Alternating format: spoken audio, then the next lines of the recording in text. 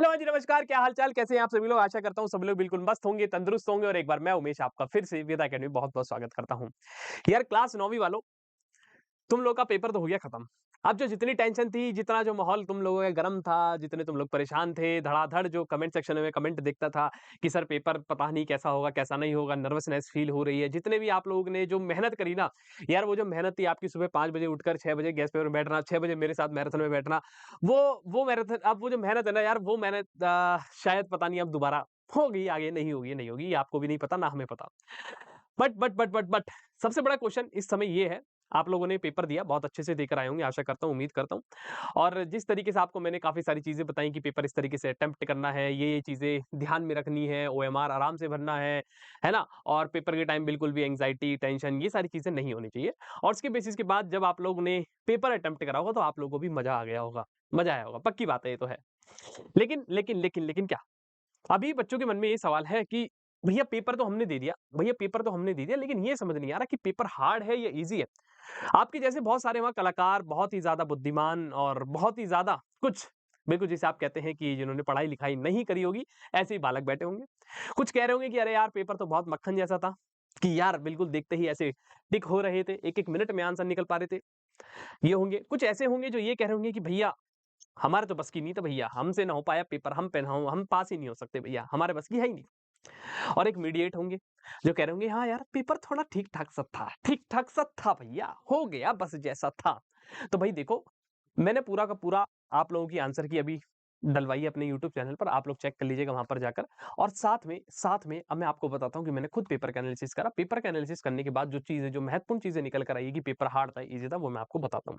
देखिए, सबसे पहले चीज़ मैंने ऑलरेडी आप लोगों के लिए जब एक प्रीवियस वीडियो डाली थी, याद करिए, एक प्रीवियस वीडियो डली थी हमारे चैनल पर।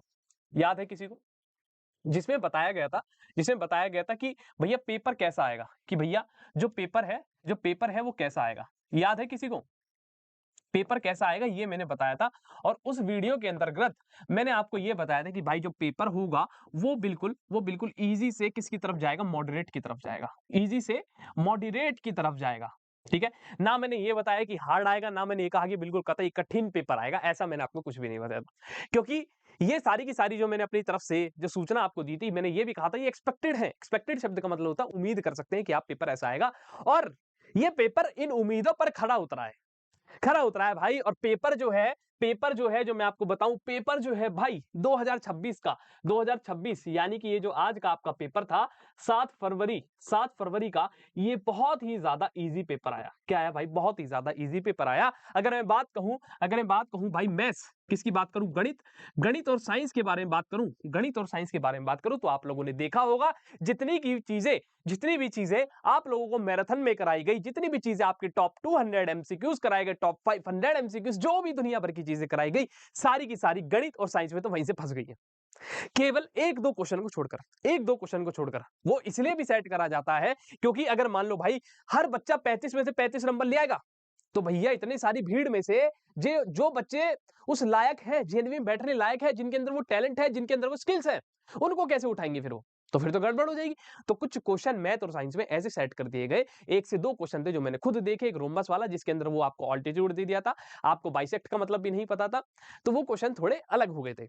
और हो सकता है बच्चों ने उसमें तुक्का लगाया, किसी का सही चले जाए, कोई उम्मीद नहीं है वो। ठीक है, तो ऐसे क्वेश्चन लगाए गए, तो वो आप कह सकते हैं कि भैया पेपर इजी ही था। केवल 2 क्वेश्चन के अलावा 2 क्वेश्चन बहुत ही ना के बराबर जो आप कह सकते हैं कि थोड़े हार्ड थे। अगर मैं बात कहूँ भैया लैंग्वेज की बात करूँ, हिंदी की बात कहूँ, या मैं कहूँ भाई साइंस के बारे में बात करूँ, साइंस की सॉरी हिंदी या फिर आपकी जो अंग्रेजी है उसके बारे में बात करूँ, तो भैया लैंग्वेज का पोर्शन था वो भी ईज़ी था, लेकिन ये जो भाषा है, ये थोड़ी घुमा-फिरा कर पूछ ली गई। क्योंकि लैंग्वेज आना आज के समय में बहुत ज़रूरी है, चाहे अंग्रेजी हो, चाहे हिंदी हो, इसलिए लैंग्वेज का पेपर आप लोगों को थोड़ा हार्ड लगा होगा, क्योंकि इसके अंदर काफ़ी सारी चीज़ें होती हैं, अनसीन पैसेज होते हैं, और लैंग्वेज एकमात्र ऐसा सेक्शन होता है, जो पेपर हमेशा अनएक्सपेक्टेड आता है। आप चाहे दुनिया में कितने भी एंटोनिम सिनोनिम रट लीजिए, लेकिन कहीं न कहीं दुनिया में 1-2 ऐसे शब्द होंगे जो आपको नहीं पता होंगे आज भी, मैं इतनी गारंटी आपको दे सकता हूँ।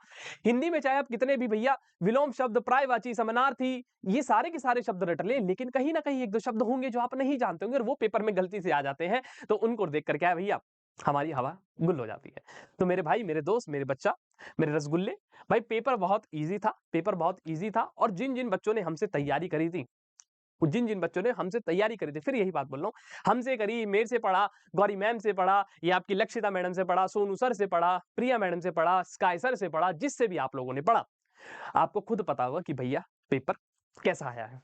और इतनी, अगर आपको लगता है कि पेपर हार्ड था या वेदा अकेडमी की तरफ से कुछ नहीं हो पाया, वैसे तो वेदा अकेडमी ने हर चीज़ जी जान लगा दी आप लोगों के लिए, जितना हो सकता था हमने सारी चीज़ें कराई। और जो मैंने लास्ट मैराथन ली थी ना यार, लास्ट मैराथन बर्थडे वाली नहीं कह रहा मैं, उसके बाद जो ली थी 200 वाली, उसके अंदर से भी गणित के सीधे-सीधे क्वेश्चन आए हैं।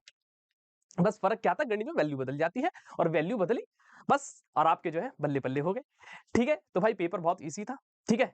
इसी तरीके से हँसते रहिए, मुस्कुराते रहिए। बाकी आपके जितना भी आप लोगों ने अभी आंसर की के थ्रू चेक करा होगा, जो भी हमने बताई, आपका जितना भी स्कोर आ रहा है वो एक बार कमेंट सेक्शन में बता कर जाइएगा और बताइएगा कि भैया कौन-सा सेक्शन आपको हार्ड लगा? हार्ड भी लगा ये भी बता कर जाइएगा। ठीक है? बाय-बाय, हँसते रहिए, मुस्कुराते रहिए। फिर मिलते हैं दोबारा, चैनल को सब्सक्राइब करना ना भूलिएगा।